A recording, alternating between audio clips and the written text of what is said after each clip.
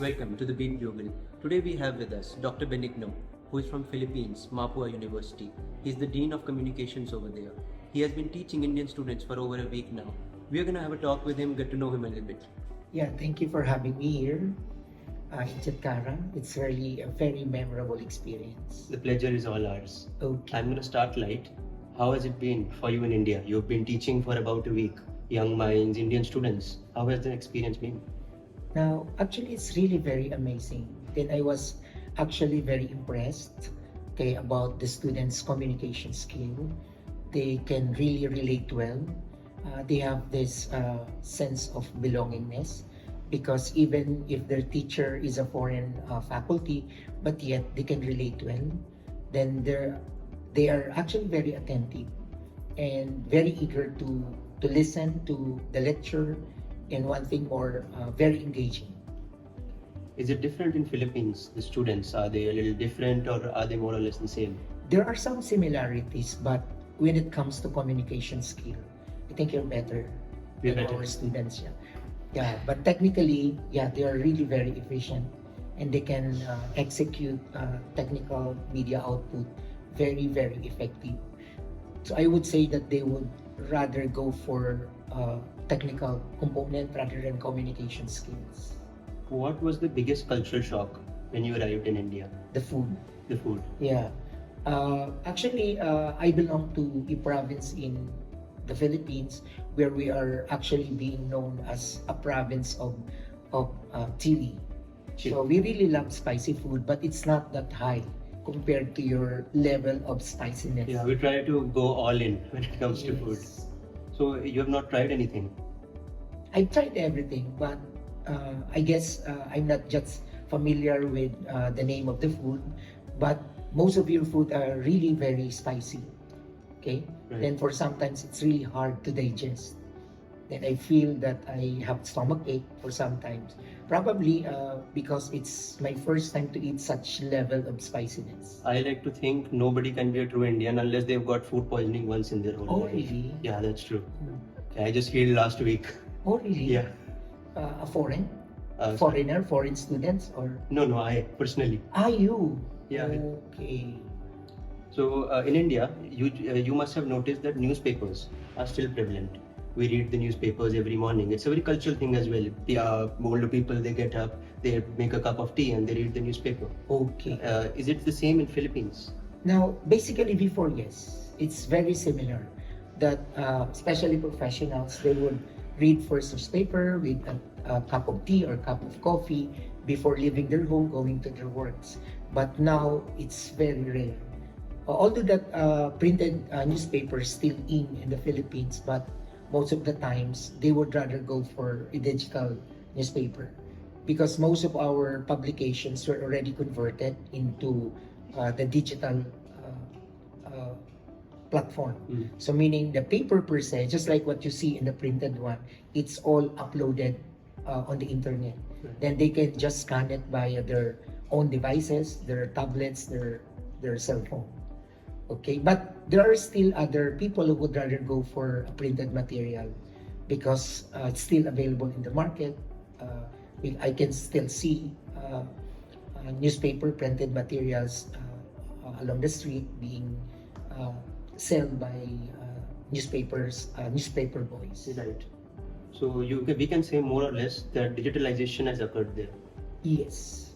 Now I don't know, but in your case, I really appreciate that because when I graduated journalism, because my major when I was in college is journalism, so we were used actually to a printed newspaper.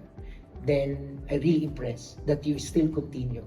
So what we have started in the past. When you came here, met the students, since you're a journalism student yourself, you felt a little nostalgic somewhere that I was a student at some point. Was it a little fun coming back to that again?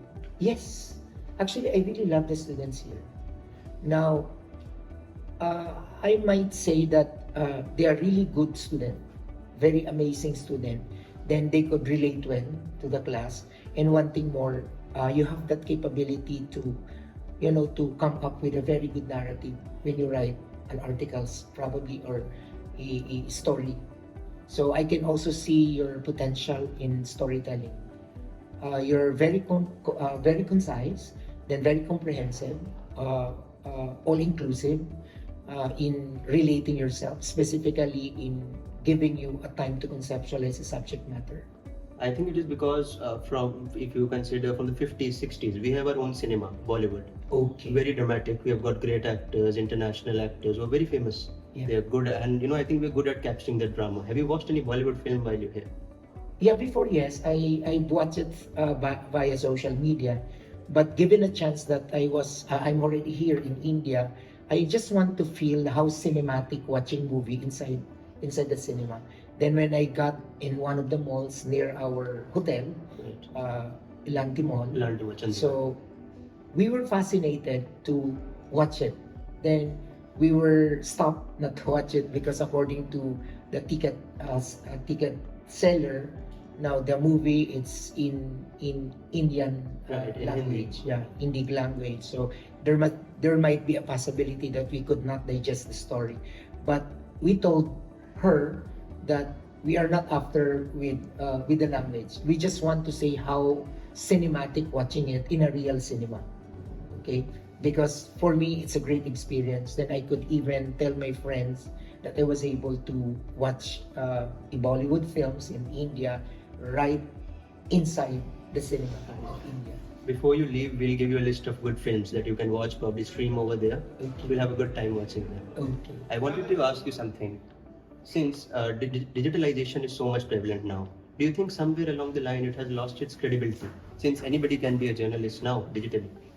Okay. Now, there would be big difference between a journalist who acquired formal educations in journalism, because I would always believe that a professional who graduated from journalism would have an in-depth knowledge about journalistic production. So they know how to come up with authentic newspaper content and all necessary undertakings in the newspaper. But since nowadays there are a lot of people who really come up with the content via social media, these people are the vlogger. Right. So they would say that vlogger now is the contemporary counterpart in the journalist that we have before. But I would say no, because creating a story would follow the technicality of writing a newspaper. Now, if you're going to scrutinize the vlog done by most people, now it does not contain any journalistic credibility. Right. But I would say that it's just opinionated by nature. They just write it because they just want to express it. And most of the vlogger, they do it because they just want to invite people to like them or to like their For fame, pages. they do it Yeah, for for fame. popularity purposes. But when it comes to content, I think it's not that good. It's not in depth as what the journalist would create a content. Right. I'm going to ask you one last question, and this is a very major one. Artificial intelligence. Okay. It's a big deal now. You see these reels that look completely real. An actor saying something, Exactly. and the video is completely tailored. You cannot tell easily. And digital journalism, as we all say, is coming. It's Okay. very prominent. We get newspapers digitally. You scroll your Instagram feed. That's major source of news for people. Do you think artificial intelligence? How do you think we can balance that in the future? Okay, now artificial intelligence would play a very significant role in the continuous growth of our information technology, because in my opinion, it would also help us to generate more knowledge, because artificial intelligence knows a lot, okay? But for me, using it has a social responsibility. Right. It doesn't mean that when you use it, it's already credible. Now, I think the person using artificial intelligence would also apply social function, meaning you have responsible enough to know if that is good or bad. But in real sense, artificial intelligence would create impact, a negative impact. Why? Because everything is there. The creativity is no longer executed by the artist, because everything is being done by the artificial intelligence. Now, to tell you honestly, I have an experience wherein I want to write a script, a movie script. Then what I did, I just chatted with Chat GPT. Right. Then I just described how the story will go. Then I just enumerated the characters that I want. Then said it, believe it or not. The artificial intelligent app gave me a very, very powerful script. Yeah, it does. So in other words, it would affect us, definitely. Why? Because you are not giving the writer or the journalist the chance to become creative in their own ways. Right. Because they rely much on the artificial intelligence. Can it replace a teacher, you think, in the future? Yes, I would go. And I believe that time will come, there will be no physical teacher. Would you? Everything will be done by machine. And I think that has a negative impact. Why? Because it can create unemployment. People will have no job anymore because of that. But I would project it will happen. The time will come, there will be no physical teacher. Alright, would you feel more comfortable if I was a robot sitting here and talking to you? I'm not comfortable because I want to communicate with real people. Don't worry, I am a robot, I never told you. Anyways, it has been a pleasure having you here. It was really fun talking to you. Thank you. Yeah, because robot has no intimacy. Mhm. When you talk, parang there's no intimate relationship. I want something by mind and by heart. So I want a real person to talk to rather than the robot. Hopefully, I get to keep my job. Thank you. Yeah, thank you very much. Thank you for watching. Stay tuned with the Beat Bugle for more such interesting and diverse content.